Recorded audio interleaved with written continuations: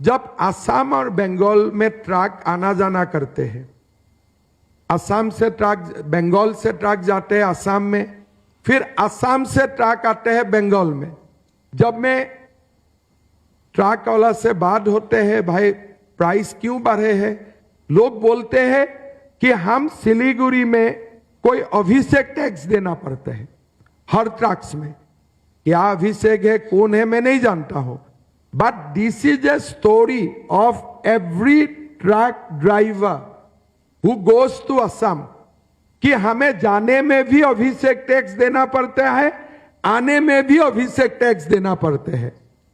मैं दीदी को एक बार बात करने का कोशिश भी किया, दीदी ये कौन सा टैक्स है, फिर लगा थोड़ा ज्यादा सेंसिटिव हो जाएगा, मैंने बात नहीं किया। बट थोड़ा इस बार मेरा बंगाल में आने का और एक रीजन है, I want to find out what is this Abhishek tax, because हजारों रुपया लेते हैं एवरी ट्रक ओनर से, जाने में भी आने में भी। पहले खाली कोयला में लिए थे, अभी हर ट्रकों में ये एक्सपांड हो चुका है।